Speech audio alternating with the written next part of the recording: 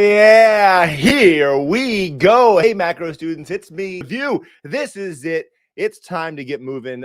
First thing you got to do, as you already saw, is you got to go get the worksheet that's going to go along with this session. So it's right here. Take a look at it. It's in the Ultimate Review Pack. It's free.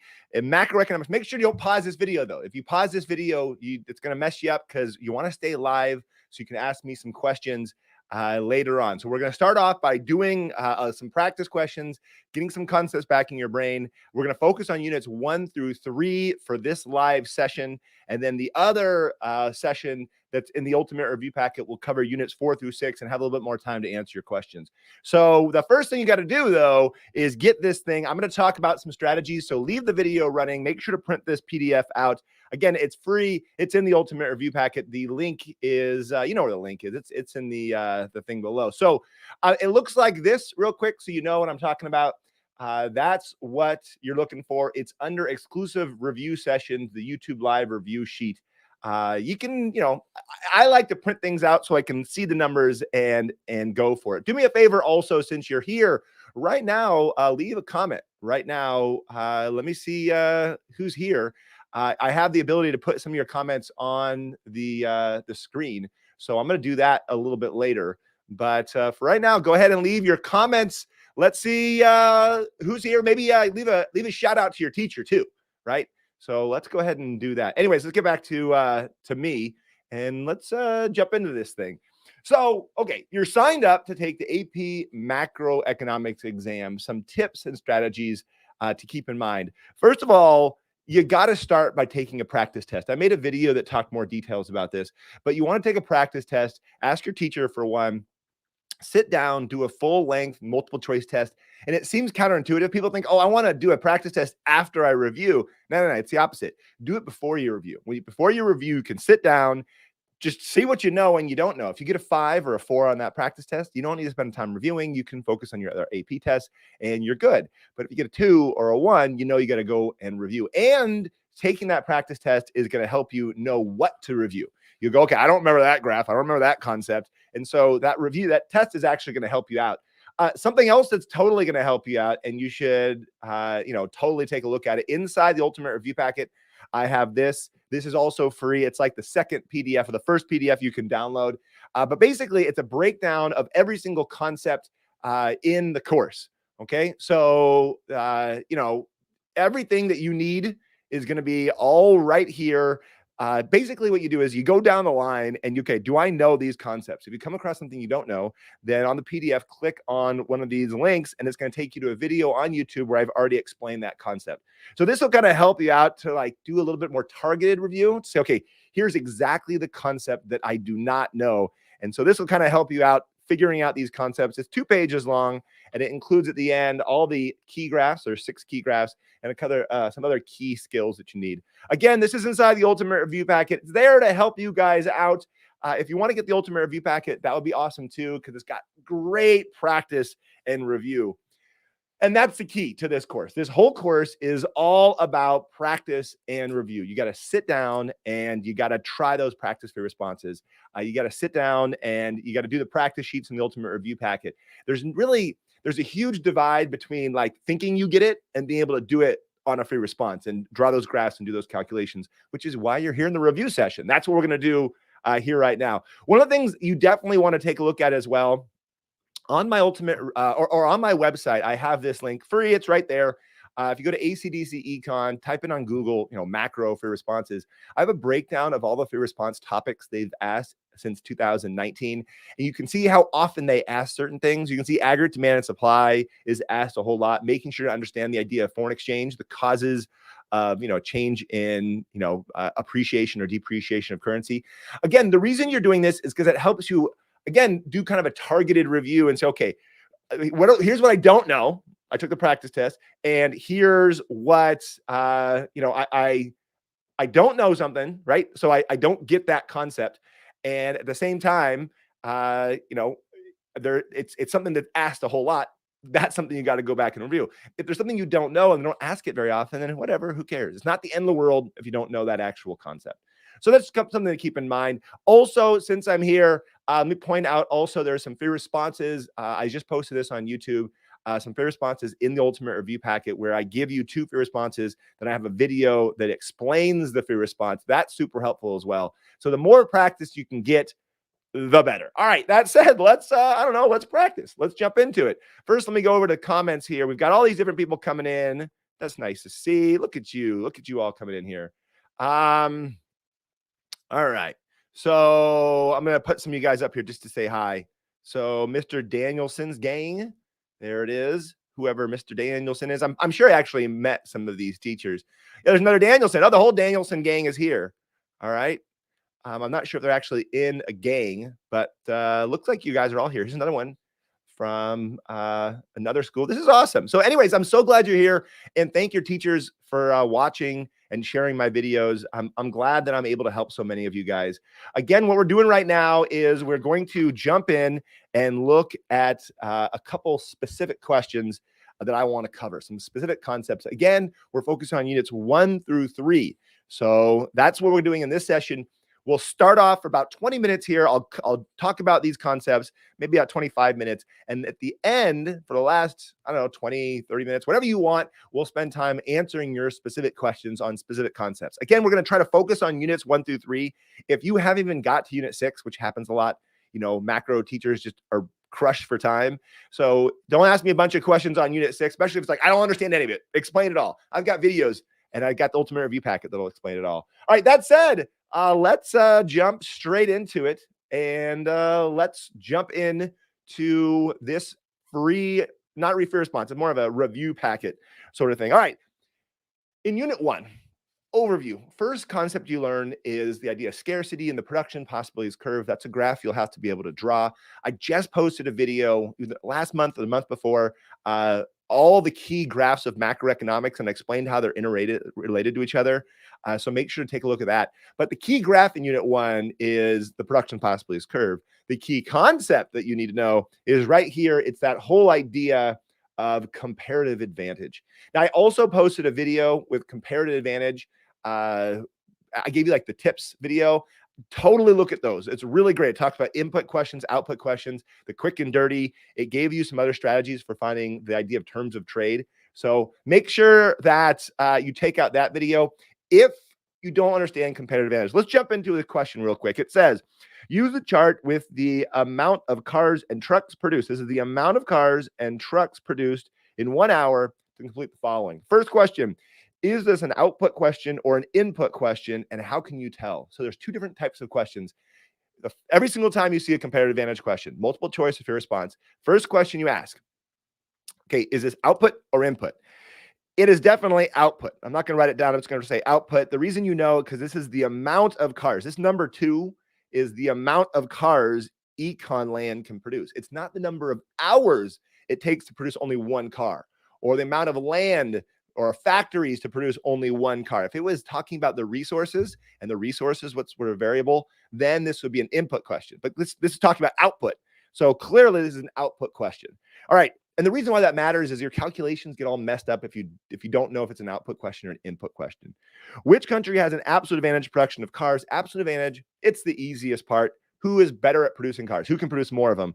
Well, econ land can produce 2. Scarcityville can produce 1. Econ land, that's it. Econ land has an absolute advantage. Absolute advantage is the easy part of comparative advantage. The harder part is figuring out who should specialize in what, the idea of comparative advantage. To do that, you have to actually calculate a couple concepts. Let me zoom in so it's a little easier to see. So for this one, what we're doing is calculating per unit opportunity cost. 1 car cost a certain number of trucks for econ land. And students, a lot of times they get like confused, like, okay, is it 1/2? Is it 2? Is it 4? Like, what did I get? I gave you a trick in that tips video. Other goes over. 4 over 2, it's going to cost 2 trucks. Over here, 1 truck cost, the opportunity cost for this country, other goes over, is 1/2. Remember, it's always the reciprocal. If this is 2, this is 1/2. If this is 3, this is 1/3. It's got to be. Down here, same concept. 1 car costs 5 over 1. So this costs 5 trucks. And over here, 1 truck costs 1 over 5, 1/5. a car. So what you do is you set it up this way, and then you just figure out who has a lower opportunity cost. What I do is I just go, okay, compare the two countries now. Who should producing cars? The one that gives up 2 trucks or the ones that gives up 5 trucks? Well, clearly the ones that gives up only 2 trucks is better. They have a comparative advantage in the production of cars. Econ land should specialize in those cars, and Scarcityville has a lower opportunity cost. 1/5 is less than 1/2 in terms of trucks given up for Scarcityville. So that's the key concept here. Again, I said it in the tips video, is it's not going to be both of them, right? Econ land is not going to have a comparative advantage in both. It's one or the other. We're finding out what they should specialize in. Now, I know this is easy for you and you're thinking, oh, I know this stuff. Well, it's one of those things you might see on a free response in a macro class. So if it's on a free response, you have to practice it. You have to sit down and say, okay, I'm gonna figure out this concept, and I need to make sure I know this. So this is what I'm going to start off with. So the answer to the question, who has a comparative advantage in cars? That's the one I circled. It's econ land again. All right. And the reason why, a lot of times in the AP test, I'll ask you why, and you'll say something because they have a lower opportunity cost. All right. Now, I know I'm going quick here. What I'm trying to do is really try to get the stuff back in your brain. Ideally, you're like a couple steps ahead of me as you're like working out this next question about terms of trade. And if you read question 4, identify the terms of trade that benefit both countries, and you're like, I don't know, then you know where to study, right? You're like, okay, I don't know that concept. Where should I study? Well, there's a video that talks specifically about terms of trade right here. So you click on that video and get a little help with that concept. And again, if you think you know it, then put the answer and we'll go over the answer and go from there. The idea of terms of trade is one car for some number of trucks will benefit both countries. So there's some number that each country goes, yeah, cool. I totally want to trade. This is great. The trick I gave you in the video, any number between 2 and 5 will do it. So we'll just say 3. And once you figure out what their opportunity cost is, you just go in between those two numbers. It can't be anything lower than 2. It can't be anything greater than 5. Somewhere in between. That works for both. Let's explain why, though. So let me zoom in a little bit. I think it's easier to see. So clearly, Scarcityville is producing the trucks. That's what they're making. That's what we said. They have a comparative advantage. What they want is cars. Now, if they produce the cars themselves, it's going to cost them 5 trucks. But if they trade and they trade those 3 trucks for a car, this is a better deal for Scarcityville. Scarcityville looks at this and goes, yeah. I'd rather trade 3 trucks and get a car than produce it myself and lose 5 trucks to get a car. So this deal totally works for Scarcityville. And if we do the reverse of this, so 1 truck for 1/3 a car, which is the same terms of trade, right? This is going to work for econ land. Econ land that costs 1/2 a truck. I'm sorry, 1 truck costs 1/2 a car, right? So that's their opportunity cost. This one, they can give up 1/3 of a car and get a truck, which is better. They can get it at a lower opportunity cost. And that's the point. The point of trade is the idea, if you can get something at a lower opportunity cost than you produce it yourself, then it's a win. Like, that's a great thing. That's why, in general, economists like the idea of trade. Now, of course, this leaves out all the other details. And that's one of the biggest, I think, mistakes a lot of students have in an economics class. They get so caught up in like the real world. They're like, whoa, hold on. So you're saying that countries trade cars for trucks? Like, is there like boats going one way with the cars and the trucks? No, there's a financial system. There's foreign exchange markets that we're ignoring. This is just like a basic concept. This is something you'd only learn in an economics class, right? I'll tell you that right now. This is an economics thing to explain a general concept that trade is good if you can get things at a lower opportunity cost. And that's what you're expected to do. This is an introductory, AP Macro is a college introductory economics class. And so be okay with the idea that we're not out looking necessarily at the real world. And that applies to a lot of stuff, including some of the graphs we're going to be jumping into later on, aggregate demand and supply, fiscal policy, monetary policy. There's a lot of concepts that we're learning in the perfect textbook form, and then we're going to add to that when we start looking at the real world, which gets a whole lot more complex. Anyways, hopefully right now, let me know in the comments how you did on that. Do you feel comfortable with comparative advantage? I can come back later on if you're like, I have no idea at all what's going on. That's okay. I can come back and do that. But those are the two main concepts you need to know in Macroeconomics Unit 1, the production possibilities curve, and like I said, this idea of comparative advantage. Now, real quick, since I'm here, one of the things you're going to see when it comes to comparative advantage, production possibilities curve is, this is capital goods and consumer goods. Now, students understand this. It's easy. I'm not going to spend a lot of time on it. Any point on the curve is the idea of full employment. This is impossible outside the curve. Any point in the curve is unemployment. We're being inefficient with our resources. Yeah, okay, cool. The thing that might be a little harder to remember, and you got to watch out for it because they ask it a lot, is this idea that if we're here at this combination, whatever these numbers are, doesn't matter, and then we move to here, right? So we're at point A, and then we move to point B. Yes, we're still being efficient, but the question is, like, what's going to happen in the economy? Right? This idea of moving from A to B, now we end up with more capital goods. More capital goods means more growth. This is one of those small concepts that students often forget when they go and, they think production possibilities curve was easy, whatever. I'm not going to spend any time on it, but that's one of those questions they'll throw out there. They'll say, they'll give you a graph and say, there's been a movement from A to B. Which one of the following are most likely to happen in the future? It'd be like, price level will stay the same, nominal interest rates will decrease, and they'll give you your 4 possible answers on multiple choice. This is the idea of more growth because there's more capital. Capital is those tools, machines, factories, all that kind of stuff. All right, so there it is. All right, so right now we are moving on out of Unit 1 over into Unit 2. So let's go talk about Unit 2. In Unit 2, conceptually, all right, let's go look at the concepts that are in Unit 2 here.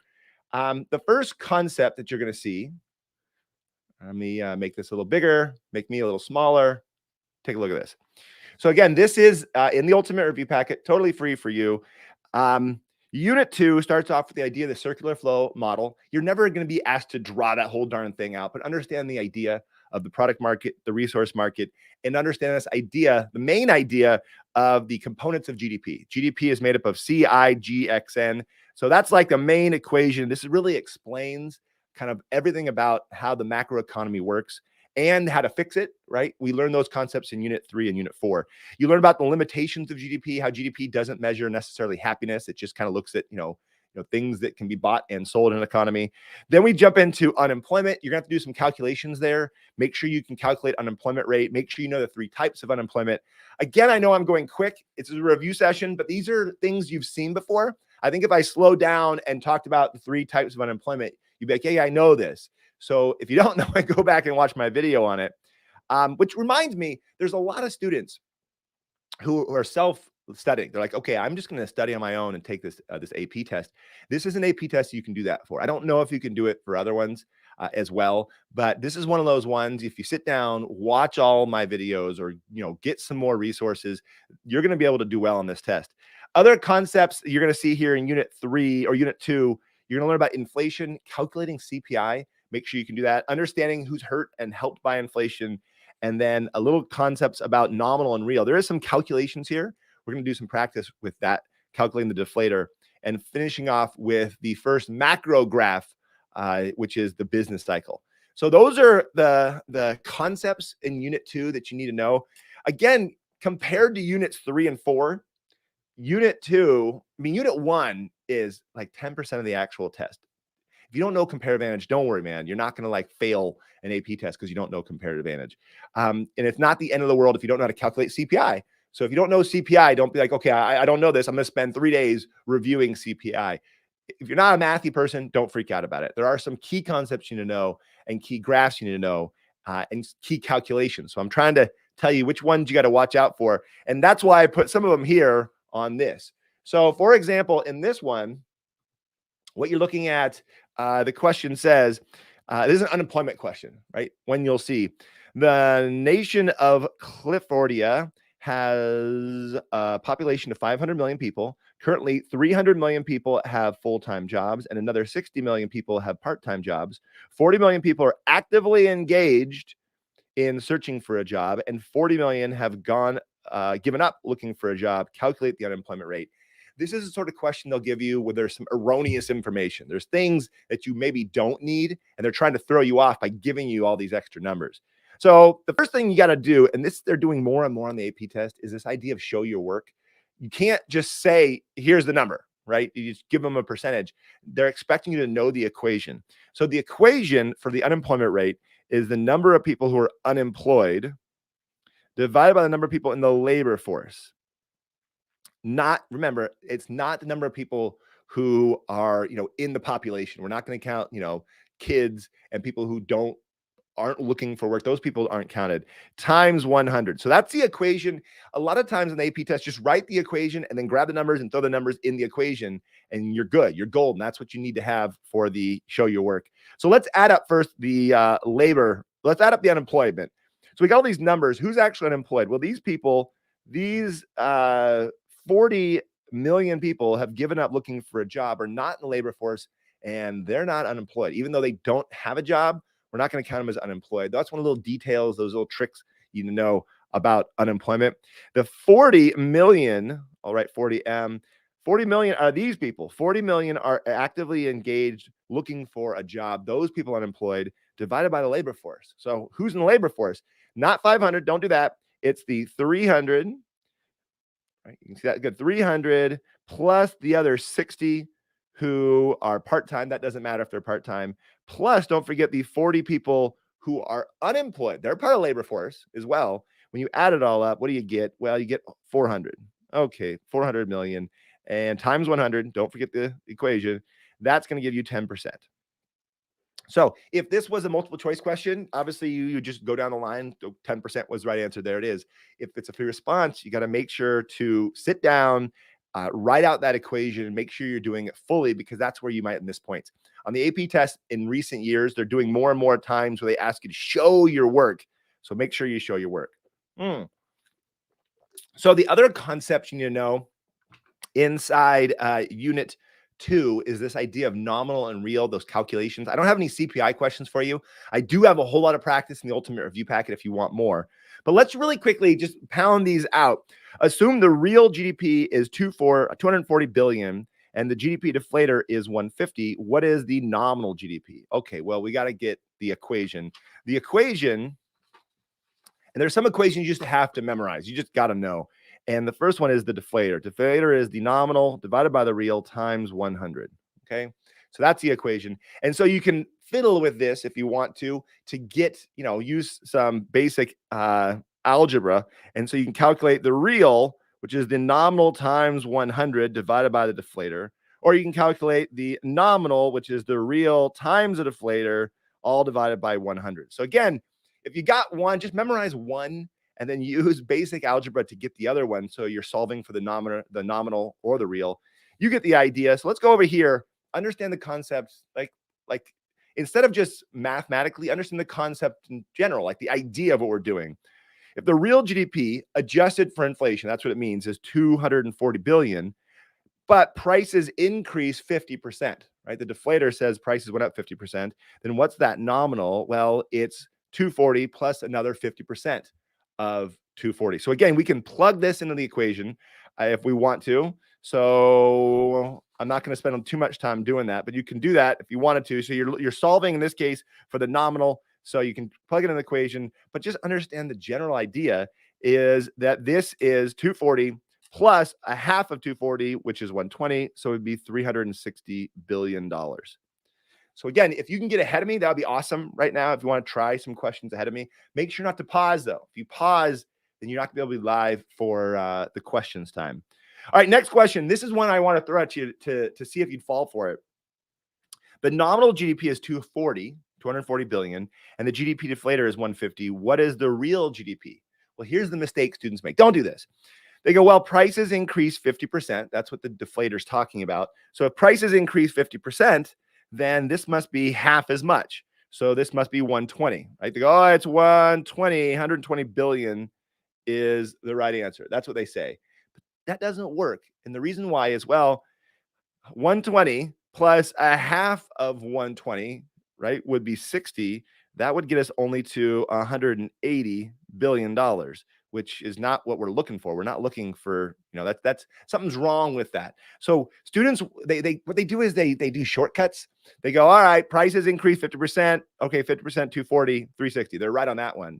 On this one, prices were, went up 50%. So I'll just cut 50% off of this nominal GDP. Yeah, you can't do it that way. That's not what it is. It's saying what number plus a half of that number equals 240. That's what it's saying, right? So in this case, it is actually what is that? It's 160, right? 160. How do I know? Well, 160 plus a half of 160, which would be 80. 80 equals 240. Or again, you can just throw it in the equation. Do you know what I'm saying? A lot of times I'm doing these kind of questions, I'm doing them in my head because I understand the concept. I understand what numbers. For example, if I said this number was 100, like I could do some guess and check. If I said 100, then that wouldn't work because this would have to be 150. So it's not that. If I said this was 200, then this would be, 250. No, it would be 300, right? So the point is, just having some number sense and understanding what you're looking for is way better than the equation. I think students who focus just on the equations, it becomes problematic sometimes if they don't understand like where the number came from. Okay, let's move on to the idea of nominal and real with interest rates and real wages. Assume that your wage increased 6% and the inflation rate was 8%. What is your real wage? What's the change in your real wage?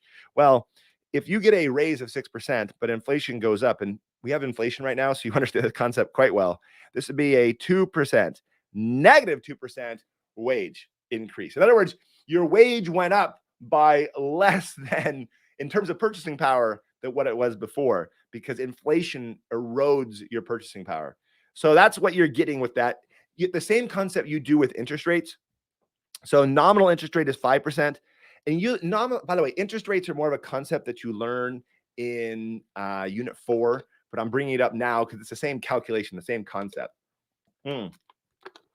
So, okay, let me zoom in so you can see this a little bit.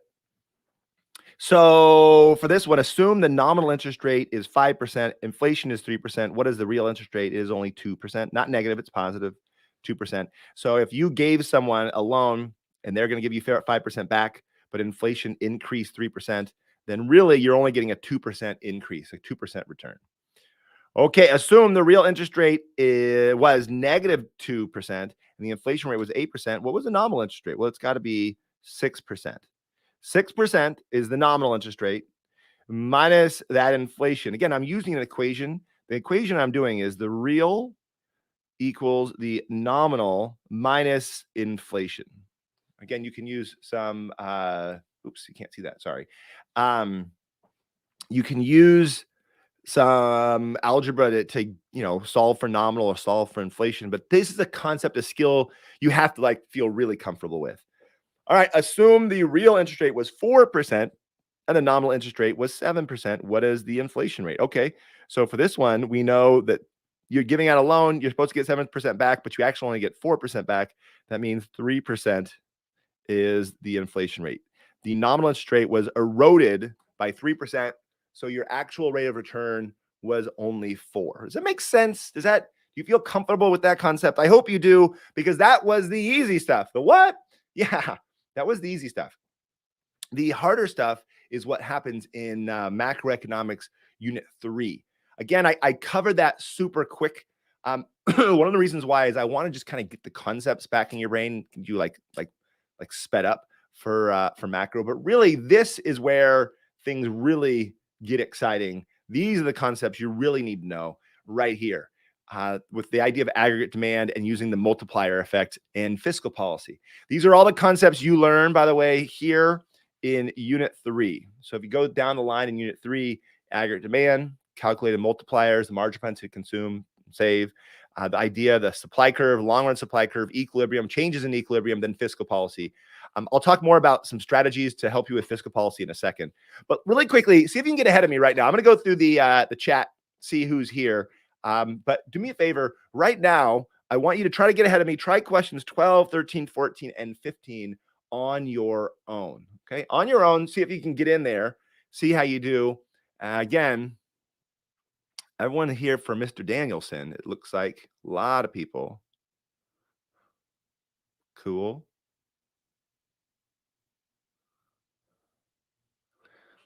I'm glad there were no questions in the chat for the most part. Oh, there was a question. If the nominal is without inflation, why would you subtract inflation from the?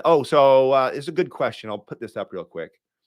If the nominal is without inflation, why would you subtract inflation from it to get the real? So the confusion right there is the real is what's without inflation. I don't know if I misspoke earlier, but the nominal is just your raw numbers.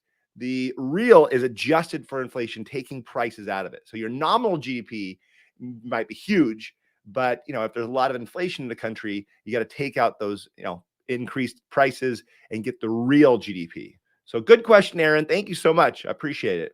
Okay, that said, let's jump back into it. Here we go. We're looking at the bottom. There's a graph here. This is something they've asked on fair responses on the macro test. They give you a graph. They tell you there's the current quantity. That's where we are. This is full employment. This is why I'll put full FE, why full employment. So some calculations you're going to have to do.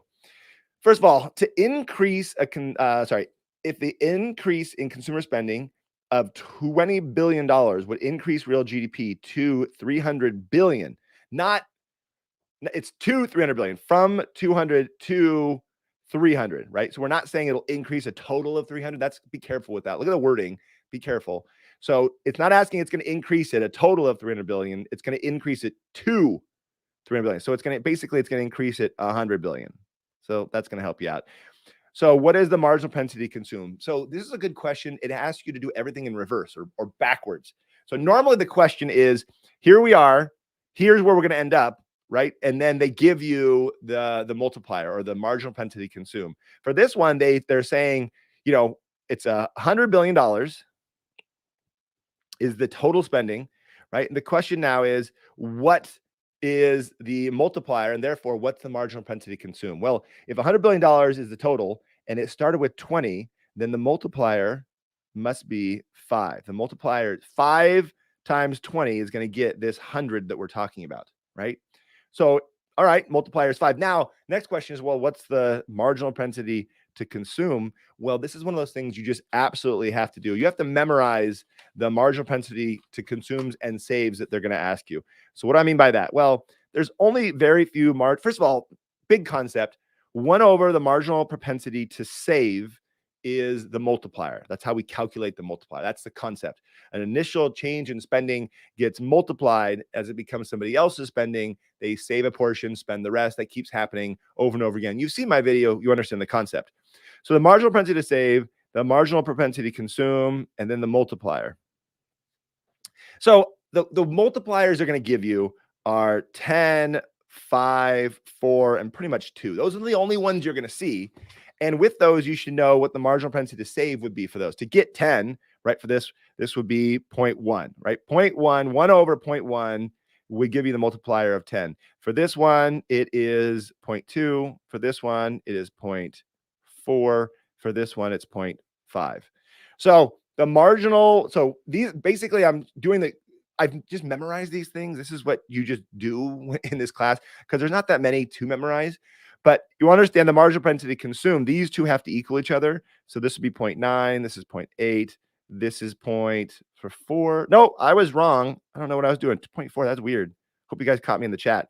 It's 0.25. I don't know what I was thinking. This is 0.75, and this is 0.5. Okay, remember these add up to 1. They have to.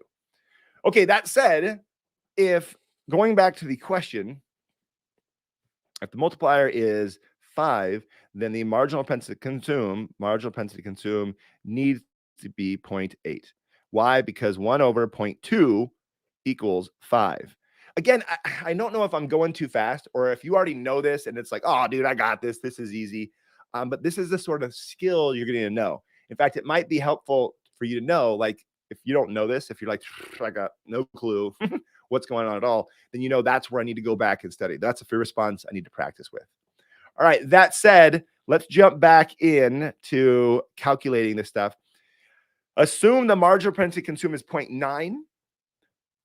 what is the least amount of government spending that could close the gap from 200? So now we're not doing 100 anymore. We're doing from 200 to 400. That's what we're trying to do. So the gap we're talking about is 200, what was it, $billion? Yeah, $200 billion. That's what we're trying to close. All right, so to close a $200 billion gap, first we have to calculate the multiplier. So 1 over the marginal propensity to save is the multiplier.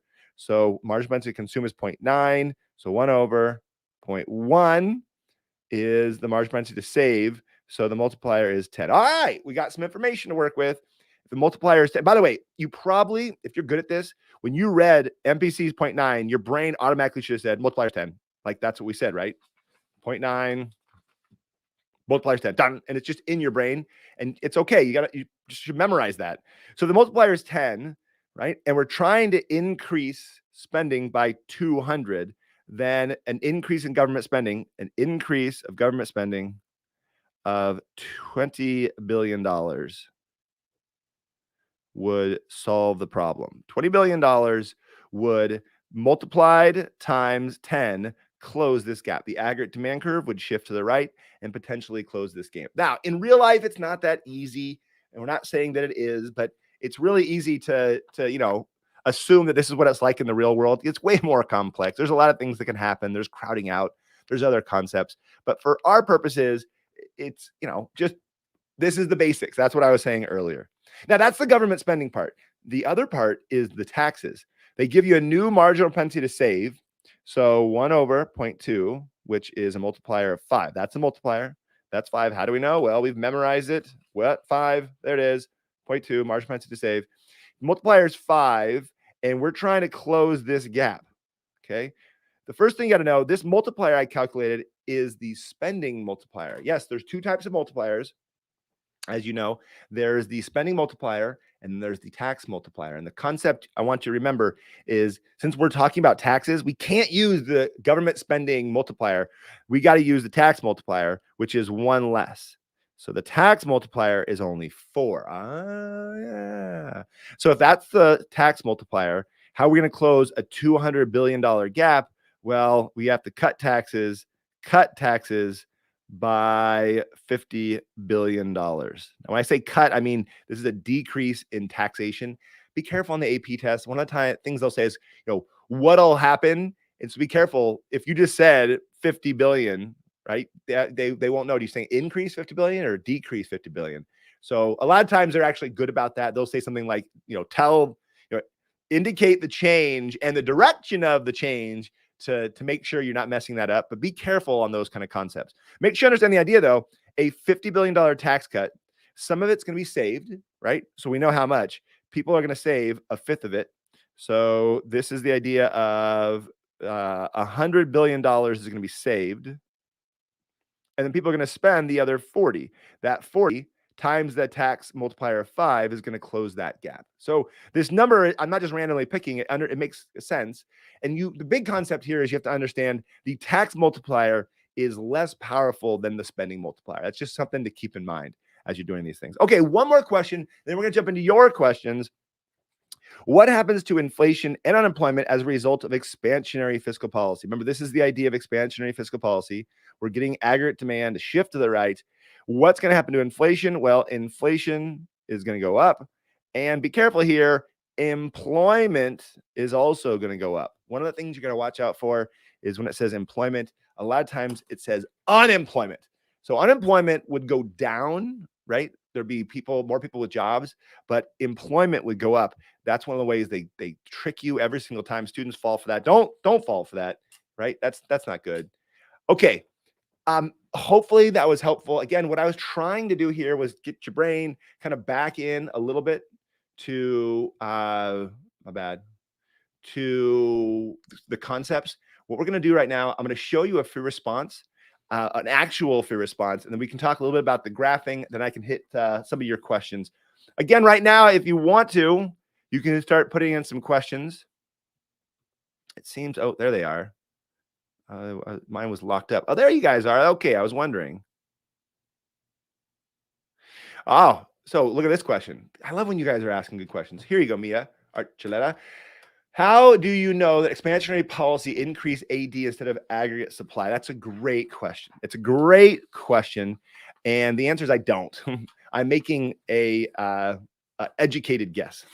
So on the actual AP test, they won't ask a question that's that vague, right? They won't say, okay, if there's fiscal policy, there's obviously two types of fiscal policy. There is, the idea of, the regular government spending and cutting taxes, or there's the idea of supply side fiscal policies.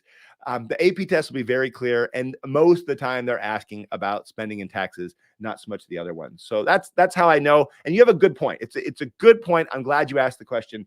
Really quick though, since we're here, let me show you a concept. You know the equation: C plus I plus G plus XN. One of the things I want students to understand, and if you get this concept, it makes it so much easier. When we talk about fiscal policy, all right, we're really only fiscal policy. We're really talking about these two, right? Changes in taxes affects disposable income. That's going to affect consumer spending. So you cut taxes, people will spend more. Increasing government spending, it's a component of GDP. That's just going to automatically start the GDP process. One of the things you got to watch out for is the idea of transfer payments. That's also another idea of fiscal policy. This is giving money, to poor people or providing, some sort of welfare. It's not direct government spending. So, if the government spends $100 billion on some sort of transfer payment, that's not all government spending necessarily, because, the transfer payments don't count towards GDP. But when people get that money, they're going to turn around, somebody's going to get it as income and then spend a portion of it. So really, we're talking about two things. We're talking about taxes and fiscal policy, and we're talking about government spending. Okay, this is concepts that you learn in Unit 3. In Unit 4, we're learning about monetary policy, which is really focusing on these two. All right. So monetary, which is affecting the money supply, increasing and decreasing the money supply, that's going to be affecting interest rates. That is the key to this one. Changing interest rates, right, affects businesses spending, right? Lower interest rates, take out more loans. I'm going to, buy a factory. I'm going to buy more machines. We're going to produce more stuff. That's, the idea of, monetary policy. Or it affects consumers. They're more likely to go buy something, or, buy a car, for example, at a lower interest rate. So monetary policy, I'll write that out, policy and fiscal policy, they're all using the same equation. That's why I said earlier, this is the most important equation or concept, because everything's kind of explained in this class. Unit 1, we talk about general concepts of economics. Unit 2, we introduce GDP and unemployment and what happens when these numbers are down. Like consumer spending goes down, we've got a lot of frictional, structural, and cyclical unemployment, concepts you learn in Unit 2. In Unit 3, you learn how to draw this idea with aggregate demand and supply. And then you learn fiscal policy in Unit 3, how we can change these numbers. In Unit 4, you learn about monetary policy. And again, you're drawing graphs to explain that.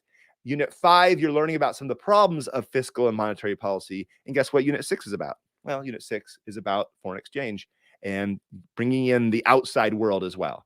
So really, the whole course, if you think about it, the whole course is inside this equation. All you've been doing this entire time is spending time talking about this. Why? Because this is the economy.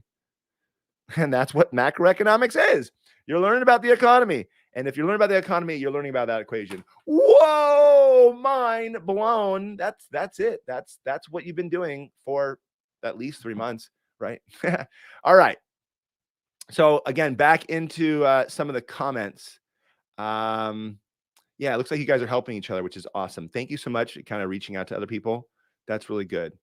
Super good. Awesome. Okay, so let's switch gears a little bit. I am going to get to your questions, but before I do that, let me show you what what we just did, this little worksheet thing that we just did, this one that I developed. That's mine, right? So I made that. Let me get rid of these comments real quick. Yeah. Okay. So this was mine just for like some general practice, right? What you want to be able to do, like I said earlier, is you want to be able to do the actual fear responses from the actual AP test. There's no substitute. There's no better way of doing it is do these ones or do ones that are written exactly like this. Right? If you're doing that, you're going to be just fine. Again, like I mentioned before, in the ultimate review packet, I have, this one's on YouTube. It's free right now. You can go download it and try it. Ideally, you can do ones that there's like a video that explains the answer. And I have several that I've explained answers to. But the point is, when you look at this, you can see this is the stuff that you need to know and how you need to do it. And it's the same thing we just did, right? So if you go on here, I'm not going to actually do this for response. I'm not going to scare you.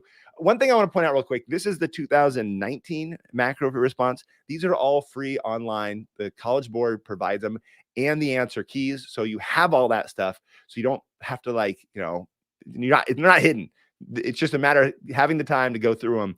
You really don't want to do the 2020 or the 2021. If you get your hands on those, they're a little different because the test was, online as opposed to in person. So just be careful with those ones. But here you go. These are the sort of questions you're going to see. Canada has an open economy. There's currently a recessionary output gap. Okay, so draw correctly labeled aggregate demand and supply showing what does a recessionary gap look like. The first question on the first free response is almost always the same. It's aggregate demand and supply. Can you draw a recessionary gap? So there is this portion of graphing that you absolutely have to feel comfortable with. For those of you guys who have the ultimate review packet, which I appreciate, in there is the ultimate cheat sheet. This is the second page.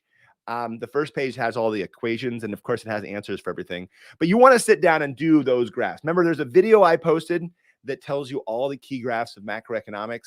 Watching that video is going to help you significantly because it explains all those graphs. But really, these are the graphs you need to be able to draw. And when I say draw with no thought, if I said draw it, boom, you can draw it. Production possibilities curve, supply and demand for a market. You're not going to draw it very often.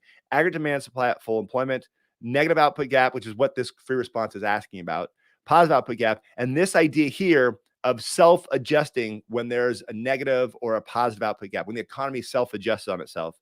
Then economic growth, the idea that we're now producing more stuff in the long run. Then those other graphs we learn, market, money market, loanable funds, Phillips curve, and foreign exchange. So these are the, if you can draw these graphs, if you can do this, you are in good shape. Sometimes on a free response on the AP test, the question is like 10 points and like 3 of the points are just, did you draw the graph? Can you draw the and label a correct graph? So super fast, only because this is in front of me. Let's just draw this really quick. Yeah, let's draw it right here. So we got GDP. Let's see if we can do it. Let's race me versus you. GDP, you can draw on a piece of paper. Here's aggregate demand. Then there's aggregate short run, aggregate supply. And of course, we're always at equilibrium, PL1 and Y1. They'll tell you specifically what to label it anytime. So make sure you label it what they tell you to. Okay, so that's what the graph looks like. That's some ugly labeling. Sorry, guys, I'm in a hurry. Okay, now the vertical curve, the long run supply can go in one of 3 places. I've talked about this in other videos. The question is, where is it? Well, this might help you. If we're looking for a recession, negative output gap, then the vertical line is on the right. So if that helps you, cool. Long run supply, this is a quantity at full employment. This is an economy showing we have a recession. We have 3 types of unemployment: frictional, structural, and cyclical. We're doing pretty crappy, right? The economy's down. C or I or G or XN, something is down from where it normally is, and we have low spending. This is why this is so important. Now we can use fiscal policy, right? We can talk about fiscal policy. We can use monetary policy. This is why this graph is so important, because it connects to all the other concepts that you learn and need to know for this class. But let's go back to the actual free response. I just drew it for you. There it is. Take a look in B, though. Not sure if you can see that. It says the central bank and government do not take any policy action to close the output gap. What's going to happen if there's no policy? Well, luckily, it's actually this concept. I didn't draw it over here, but this is the idea of self-adjustments. So if we're going to draw this graph out, I'd draw it over here. But the concept, what's going to happen if we do nothing? Well, students know if we increased the government spending, that would shift aggregate demand, close the gap. Cut taxes, same thing. Increase the money supply, that's monetary policy. That would stimulate more investment spending, more consumer spending. That would shift aggregate demand. So fiscal policy and monetary policy, They both shift aggregate demand. I'll say it again. They both shift aggregate demand, but long run adjustments shift the short run aggregate supply. This is the idea that if we wait it out, no fiscal policy, no monetary policy, wait this sucker out, what happens? Well, over time, eventually, wages will go down and the price of resources will go down. And so that means we can produce more stuff. Short aggregate supply is here in the long run. So we started here, we ended here, and the economy will fix itself. That's one of the key concepts they ask you to draw. And on the free response, that's what they had you do. So really, if you go through my cheat sheet and through my videos and you look at the free responses and the AP test, it's all the same stuff. You're like, oh yeah, I draw that. So here, explain how the economy will adjust in the long run. We just did that on your graph. Show what happens. There it is. I want to say this was 1, 2, 3, 4. Maybe this is like 4 points out of 6 or 4 points out of 10 already. 40% of these points. And remember, on the AP test, you're not trying to get like 90% to get an A, right? So getting half the points is like getting, if you get like 55, 58%, that's getting a 3 on this test. So just knowing the graphs alone is going to help you. But look what's next on this. Take a look at this next question. It's what we just did. Suppose the Canadian government is unwilling to wait for the long run adjustments. The marginal propensity to consume is 0.8. That means the multiplier is 5. The real output is 500 billion and full employment output is 540. So they're trying to close a gap. We literally just practiced this before when we were closing gaps right here. So I know I rushed through it, but again, this idea of using the spending multiplier to close gaps is something you have to do. Now notice this right here, all of this section, this first response is all getting pulled from Unit 3. Pretty much you learned everything right here in a week in school, right? Like you took an AP test and it's like covers like months of your life, but really these free responses are covering, the main key concepts that you kind of learned in kind of bundles. In question D, it's talking about the Canadian Central Bank takes policy, and then what happens here? Draw correctly labeled graph for the money market graph. Okay, so they add Unit 4 is here with money market graph, and later on they add the idea of foreign exchange. So this is a good example of like a graph free response. Very graph heavy. You got to sit down, make sure you draw out those key graphs, and you know that stuff. Okay. That said, again, I hope I'm not rushing. I hope you're not like, what's going on? He's going so quick. I would like you guys to let me know what you need a little bit more. In the comment section, do me a favor. Let's ask some questions. Okay. So this is kind of nice. Take a look at what Drew said. You are a true one. Just got my macro final back. Ended up with 95 in the course. Keep killing it, man. Thank you so much, Drew. I appreciate it. I'm glad I was able to help you. Seriously, that's great. Well, I'm looking through comments, seeing what you guys have questions on. Where can I find the ultimate cheat sheet worksheet? That is in the ultimate review packet. So the ultimate review packet, so a lot of YouTubers, they do like Patreon and they'll say, hey, I'll make videos and give you extra stuff. I don't really like donations. I'm not a big fan of just give me money because I'm making something for you. I made a product. So I want to make something that gives you a lot of value. So that's what I got, the ultimate review packet. It's amazing. I've been putting it together for years and I've added more and more and more stuff to it. So it's so much stuff. This is the first review session we're going to have. It's here on YouTube. The next review session will be inside the ultimate review packet. And like I said, there's tons of stuff, including the ultimate cheat sheet with all the answers as well. The one mistake I think a lot of students make with the cheat sheet, and this is one of the things that actually really frustrates me, so I'm going to air it out a little bit, is people, they want, there's one with the answers, but I purposely made it so you couldn't just print it out. And that students go, I just want to print it out. I just want all the graphs. And you're just like, okay, you don't understand the point. The value of filling this out is sitting down and drawing each one of those graphs, knowing how to do each one of these things. That's where the value comes in. So make sure if you get the ultimate review packet, it's not a passive thing. It's not like something, if I just read it, I'll get a 5. You got to sit down and actually do it, including the multiple choice questions. The macro test actually has 4 full-length AP tests in there as well. So it's there to help. All right. Let me see some of your questions here. let's see. So when you hear this question, the NRU is a stable percentage, while the long run average supply may change in the long run, I believe. Correct me if I am wrong. So when you hear the NRU, obviously this person understands economics in the first place. That's the natural rate of unemployment. So when we talk about the natural rate of unemployment, you know there's three types of unemployment. Two of them happen no matter what: frictional and structural. People will always be between jobs, and people will always be losing their jobs because robots do it better. So no matter what, we're going to get a certain percentage of unemployment in the economy, even when the economy is doing great. And that percentage is the natural rate of unemployment.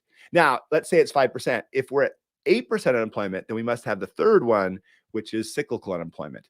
So what the actual numbers end up depend on the country, but the concept exists and the concept is true.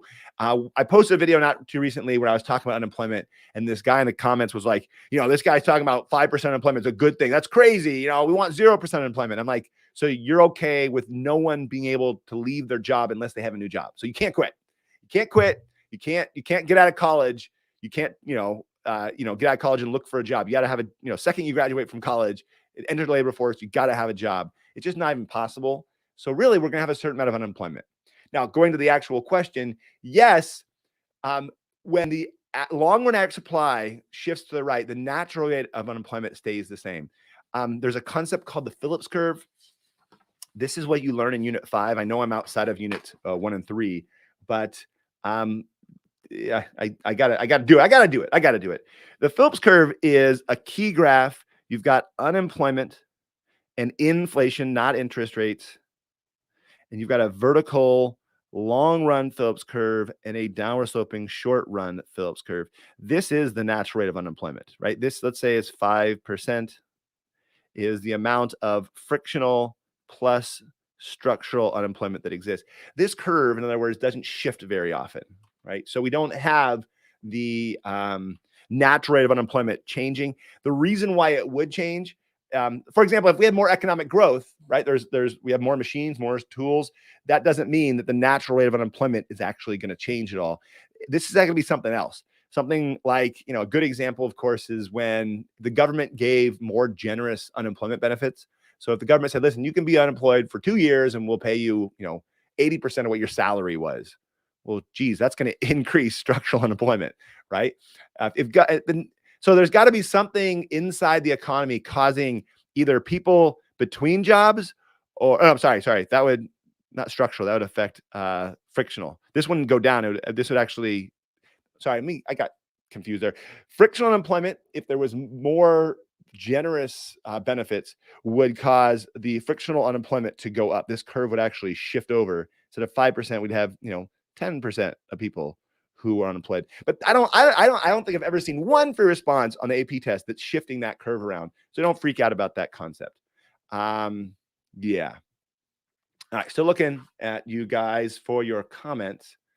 Can you explain sticky wages and sticky price theory? Yeah, of course I can. Jake, that's my name too. Jake, I'm Jacob.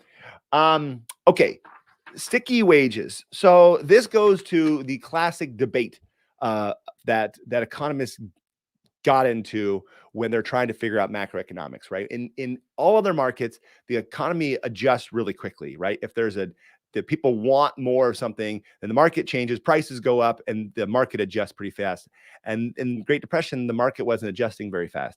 So this is a Keynesian idea. The AP test, it does refer to sticky wages by name, but it doesn't refer to Keynes by name. So don't freak out if you don't know exactly who Keynes is. It's not, teachers don't even mention who the guy is. In fact, there's a lot of concepts that are in the curriculum that are, coming from different people. The Phillips curve, right? The idea of the Phillips curve came from an economist called Phillips, but the vertical one came from Milton Friedman. And so the long story short is concepts. That's what you have to learn is concepts. Sticky wages is the idea that here's price level, here's GDP. Okay, we've got a downward sloping aggregate demand curve, and this is what the actual short run aggregate supply would look like. I'm just going to say aggregate supply to keep things simple. So the idea is this: if we increase the aggregate demand, right? With more government spending, for example. So we increase aggregate demand. It's going up, going up, going up, going up. Eventually, there's only so much output you can produce. There's only so many factories that exist. At some point, this thing becomes totally vertical, right? You increase government spending, you're not going to get more pizzas and cars produced because there's already all the ovens and all the factories are producing as much as they possibly can. So it kind of levels off and gets vertical. That's the concept of this going up. Now, going down, aggregate demand going down, let's call that 84, maybe 85. This is the idea that the price level, right, kind of levels off at some point. This is the idea of sticky wages. If the aggregate demand is falling, the economy is moving into a recession, you would think that workers would accept, GDP falls 20%, workers would accept a 20% decrease in their wages, but that's not what happens.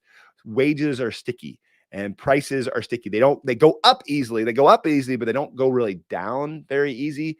And so we end up with a situation where price level is not really falling very much because wages and prices, they're sticky. And the reason why this matters is because what Keynes was saying, let's say this right here is the quantity at full employment. Okay, I'm not sure if you can, I know this is an ugly graph. That's okay. So let's say there's a quantity at full employment, right? Some point past full employment, you're going to get a vertical aggregate supply curve. You just can't produce anymore. All the factories are being used.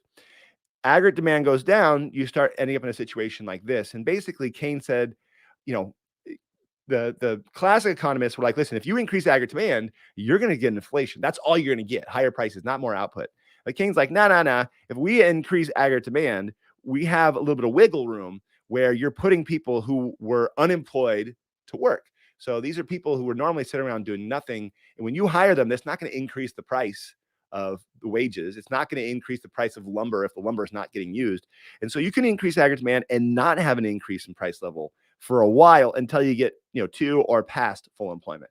So again, the idea of sticky wages, prices easily go up, but they have a harder time going down. That's the concept. A long explanation for an easy question. I'm sorry. That's what teachers and professors are like. I'm so sorry. That sucks to over explain things. Yeah, so some people are just making statements. So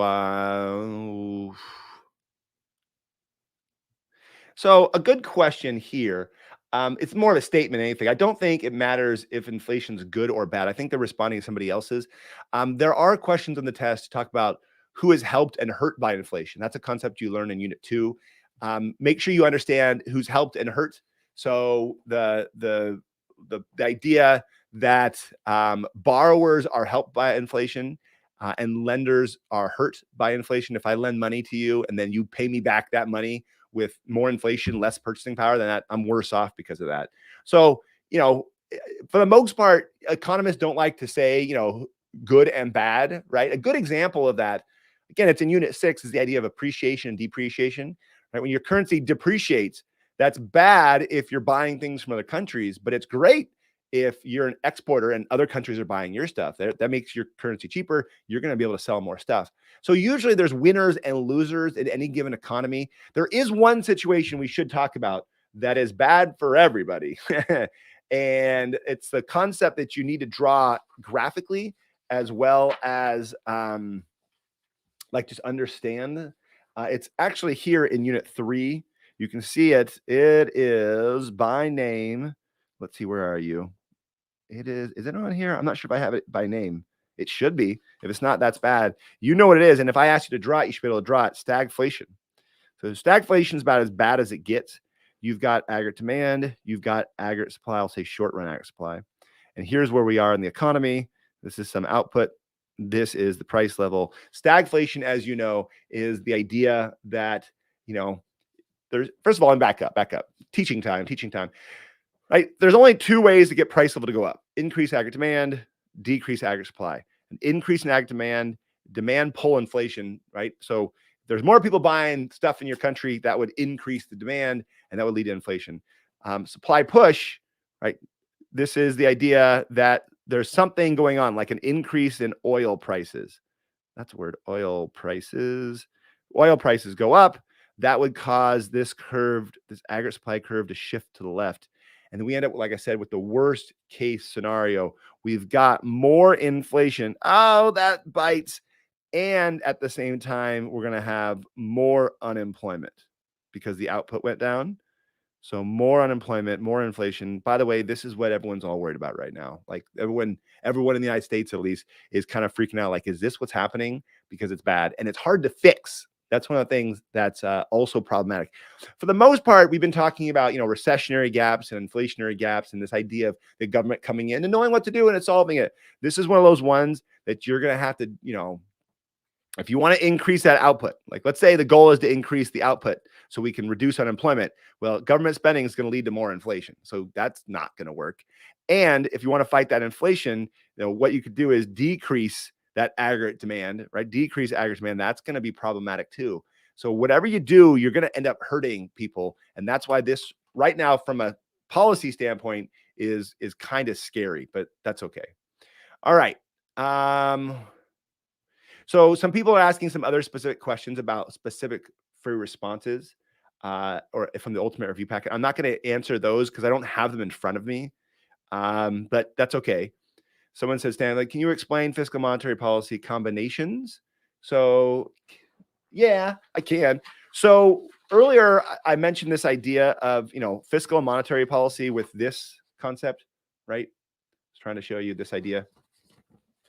Combinations are just, it's 4.1, not that you memorize the topics on the AP test, 5.1 on the, the topics in the test, but, when the government does things and the central bank does things, they usually do it in conjunction. And, sometimes they can fight against each other. Sometimes they can work with each other. So the combination side is just understanding each one separately, understanding what fiscal policy is, understanding monetary policy, and then putting things as a result. So if a question were to say there's an increase in government spending at the same time as there's an increase in the money supply, then they could ask you some sort of question. Okay, what could happen or what would happen? And you just got to understand each one of these, individually, then you can put them together. So an increase in government spending would increase aggregate demand. An increase in money supply would increase aggregate demand as well by lowering interest rates. And so if the question said if price level goes up would be a good answer for that sort of question, right? But basically it's nothing hard. In fact, it's the easiest thing in all of that, quite frankly, in all of that. Someone said negative supply shock. Yes, that is exactly what this concept is. Negative supply shock is this right here. So this could, call it negative supply shock, call it stagflation is what the result is. But yeah, that's it. Excuse me. Yahoo! Okay. Okay. So this is more of a concept I'm going to cover next week. I'm sorry, I'm not, I'm sorry, I'm not covering everything here, but can you discuss the concept of monetary policy or money multiplier and monetary policy and the different types of gaps? These are all concepts that you learn in Unit 4. And the idea of monetary policy is where you want to start, right? Just understanding the general idea, which I already talked about.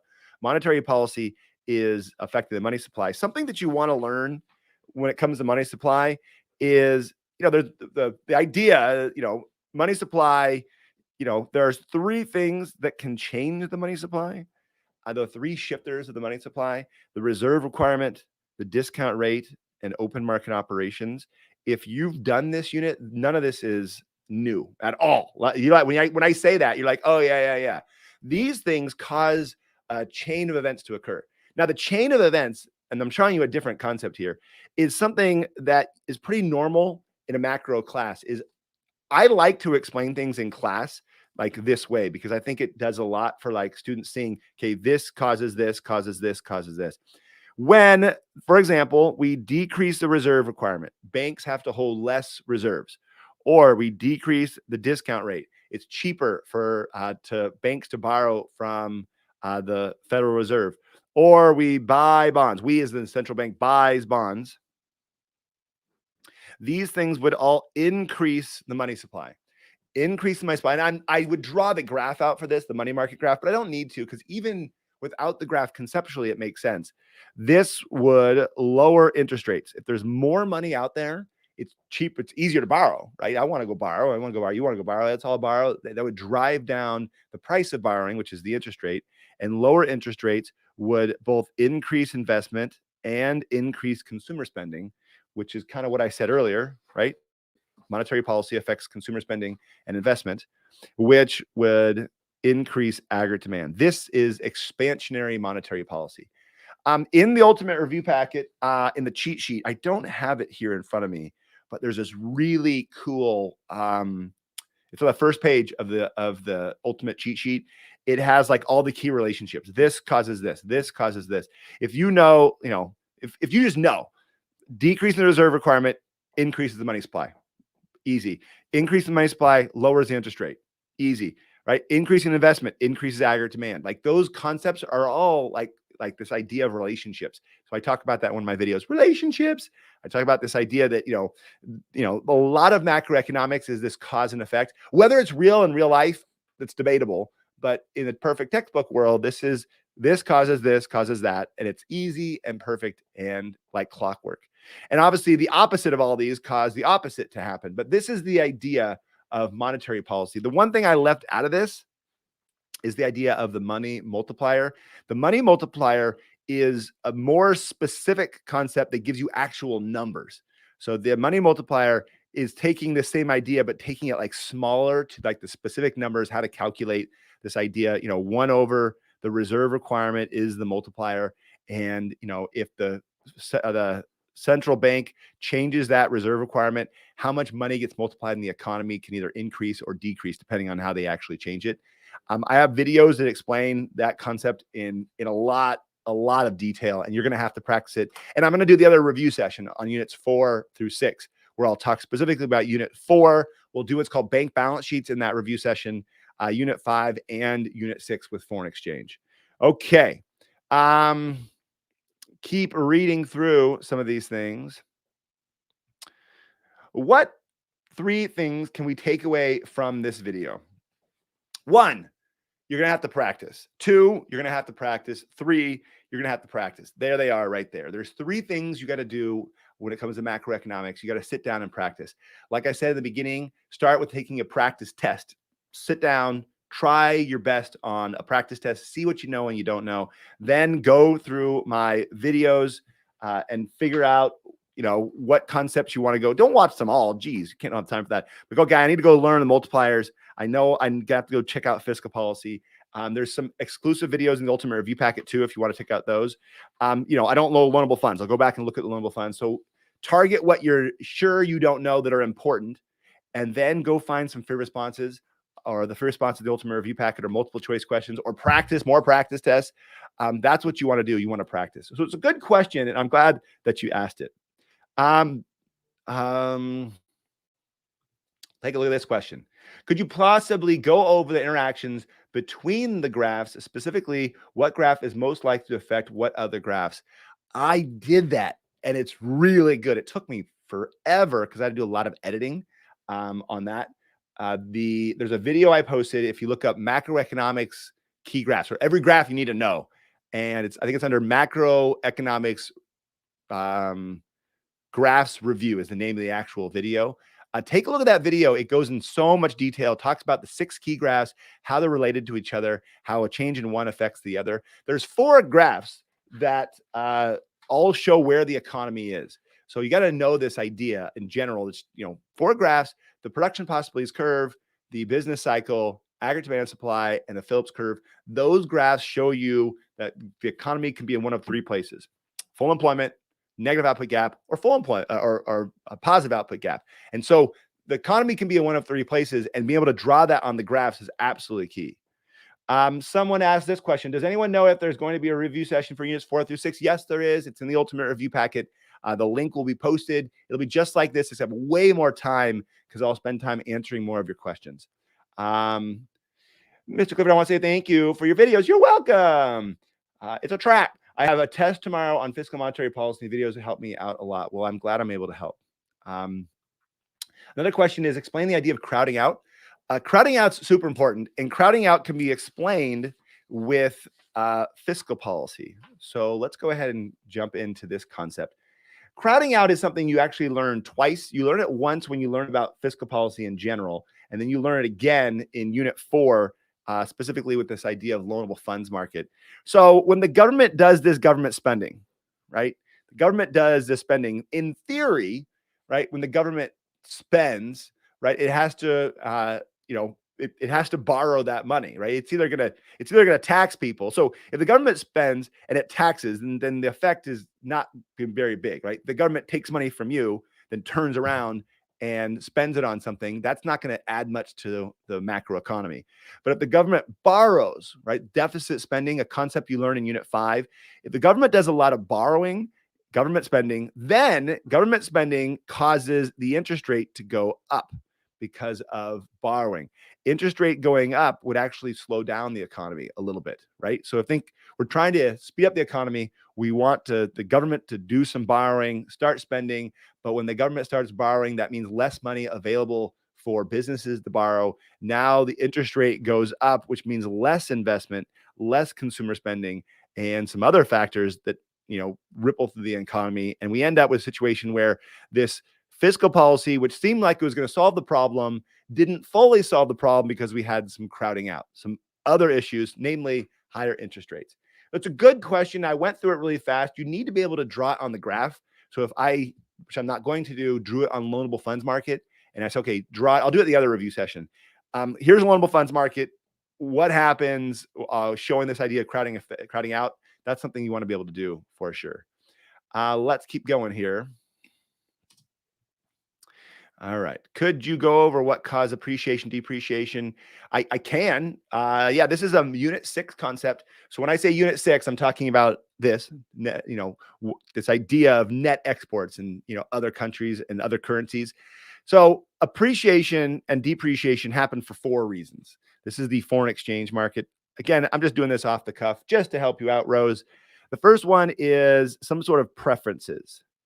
So if people prefer Italian shoes, then that's going to increase the demand for euros because Americans want to go buy more of those Italian shoes. So some preferences can change it. Another one is income. These are all the shifters here. Income. If Americans are richer, they're going to buy more things in their own country, but they're going to buy things in other countries as well. And that means that could affect the foreign exchange market. The next one is price level or inflation. If there's super high inflation in the United States, then Americans maybe want to go buy things from other countries instead. So that could affect foreign exchange and the value of currency. And the last one, the most important one, is interest rates.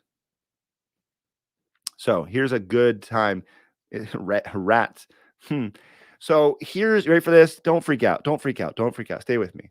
Earlier, I talked about interest rates, right? I talked about monetary policy and interest rates.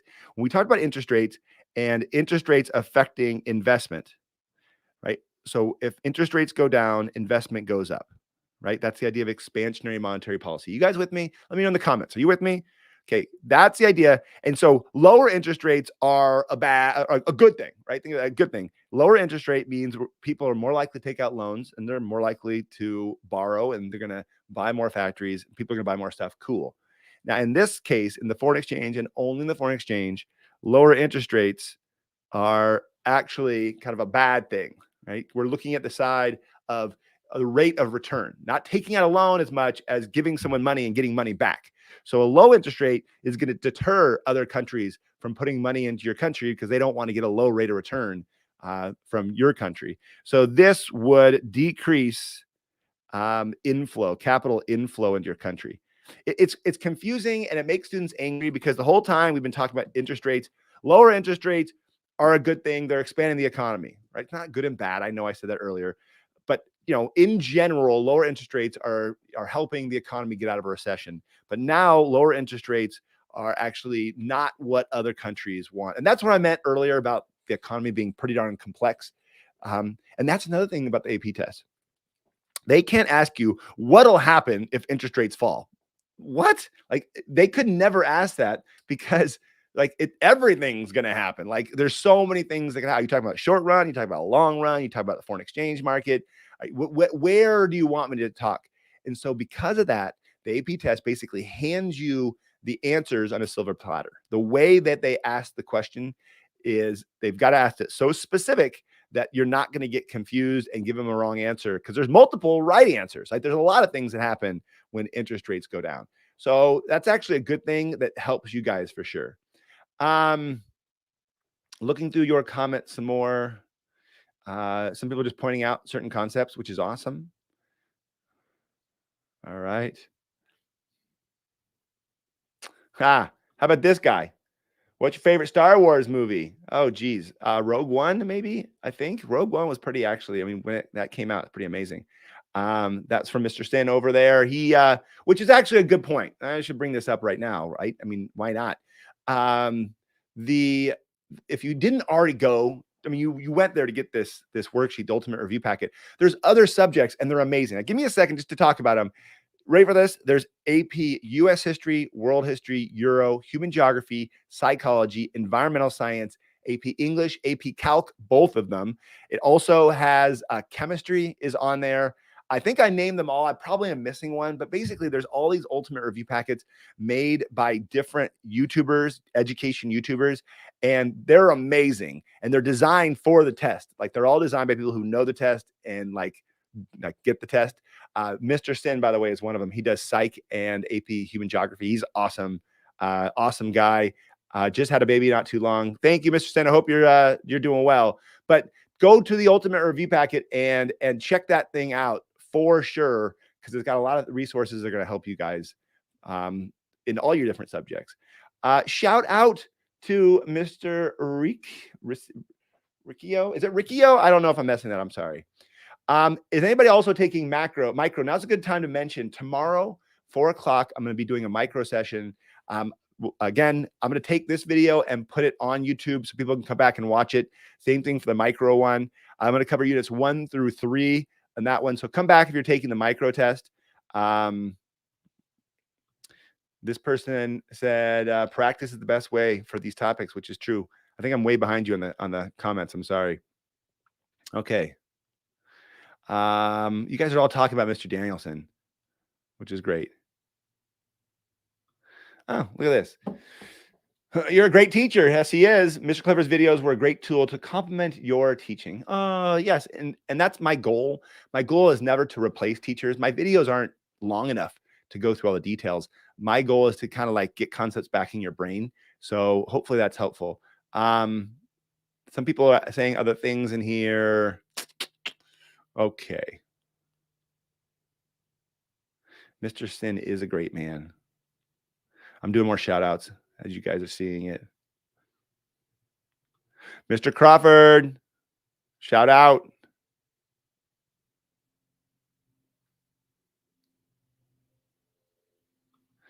Over here, it says Mr. Tracy says that his wife, Jen, a math teacher, went to college with you. Can you confirm or deny? I don't know which college. I went to a bunch of different colleges. I don't want to spend, listen, you have other tests to prepare for. You have other things you want to do. So I don't want to spend too much time doing this kind of stuff. But I do want to help you guys out. If you have more questions specifically about, you know, the resources or anything you need to help for macro, that would be super helpful.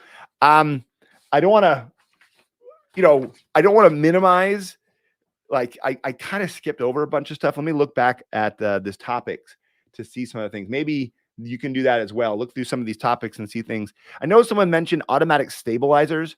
It's not a key concept. So when I sat down with Trevor Park, the guy who runs College Board, Trevor, and I asked him some questions when these topics were first created, when they first did this in 2019, and organized everything by topic. And basically, my understanding is that each one of these topics will have at least one multiple choice question. Now, you should know this. There's 60 multiple choice questions on the AP test, right? 60 multiple choice and 3 free responses. Now, basically, each one of these is going to have its own one question. So if you don't know one of them, not the end of the world, but there are some you have to know. Multipliers, aggregate demand, supply. Oh my gosh, you're going to have to know that. You're going to see a question on the idea of bank balance sheets, right? You're going to see those concepts. So basically, if you come across automatic stabilizers and you need help, watch a video on it, but it's an easy concept. All of these fiscal policies we talked about earlier, right? We talked about the government getting involved, and increasing spending or cutting taxes with fiscal policy. The idea of automatic stabilizers are some of these things happen automatically. So there's really two types of fiscal policy. And this is starting to get ugly, but there is discretionary and non-discretionary, right? So discretionary is the one you normally think of. The economy's in the crapper. We're going to go build some bridges, right? Government spending increases, discretionary spending. They're reacting to a bad economy. Non-discretionary are the automatic stabilizers. These are things already in place. Good examples, tax brackets. Tax brackets are a good example of this. When the economy automatically goes down, people's incomes automatically go down, and people's tax brackets automatically go down, right? You move into lower tax brackets, which means taxes automatically fall when the economy is doing poorly. A welfare might be another example, right? The government, more people unemployed, the government is putting more money out there, doing more transfer payments. And again, that's not necessarily government spending, but it makes its way in the economy, and that happens automatically. Those are the automatic stabilizers. If they have a question on it, it'll be like one question. Now you know it, you're good. But that's not something to spend days on it. Between drawing the graphs and knowing automatic stabilizers, it's probably better that you know all the key graphs for sure. Okay. Okay. So this is a good question. I like this. This one's a little more specific. When showing calculations using the tax multiplier, is it okay to use the formula spending multiplier -1? The answer is probably not. The real formula is the marginal propensity to consume over the marginal propensity to save. So this is the tax formula. Let me put it up here so you can see. Marginal propensity to consume divided by the marginal propensity to save. This is the actual formula for the tax multiplier. Just mathematically, it's always the spending multiplier -1. So most of the time they don't ask you for the equation. Let's go find out if they did on that free response. Remember the free response we just did or just looked at? Let's zoom in on the sucker and see what we got. Calculate the minimum change and indicate the direction of the change of taxes required to shift aggregate demand curve, the amount of the gap. So they're using this idea of the tax multiplier to answer this question. They're not asking you how much is the tax multiplier or give us the equation of the tax multiplier. So anytime anyone asks me a question like, okay, do I have to do this or do I have to do this? Usually what I do is go straight to a free response and see, did they require it then? Look at the answer key and required. The one thing I would say be careful about is the AP test is moving more towards giving me the equation. So there is, like I said, in the cheat sheet, there's a full list of all the equations you need to know. Make sure you do know those equations because the College Board can be sticklers on that. So like I said right here, College Board always shows the more formula in the official answer. So yeah, you want to make sure to give the formula when possible. All right. Shout out to Mrs. Williamson. Hey, what's up, Mrs. Williamson and your students? Okay, there's some other questions. Take a look at this one. Hey, Mr. Clifford, do we need to know about Keynesian versus classical economics economists? No. So one of the things you're never going to need on the AP test, and a lot of teachers do it anyways, is kind of like a breakdown of different economists and their theories, or what is monetarism and who are the neoclassical economists and all that kind of stuff. And so teachers sometimes have a project where the students present the different economists or a specific economist. None of that stuff's on the actual test, like the specific stuff. The big concepts are. So you don't need to know the view of classical versus Keynesian. What you do probably need to know is that the economy can self-correct. That's classical. Right? If you wait long enough, the economy will fix itself. And the idea of Keynesian is let's not wait. Let's just get to work. Let's get the government spending going. Who cares if we go in a little bit of debt? Let's do something. So the one thing students always want to know is which one's better, right? Which one's better? Well, geez, if I could answer that, it'd be amazing, because that's the question that people have been debating for literally 100 years is, should we do government spending? Is it okay to do deficit spending? We just, in the last 3 years, went to a huge amount of deficit spending. And is that going to come back and bite us? Maybe if 20 years we're all riding donkeys and, cooking our dinner over trash can fires, then, we need to rewrite some textbooks. but we don't fully know, and that's the downside of economics in general. It's not a science, right? We're dealing with people, and there's all sorts of other factors. So it's a good question. It's a good question. All right, we are winding down here.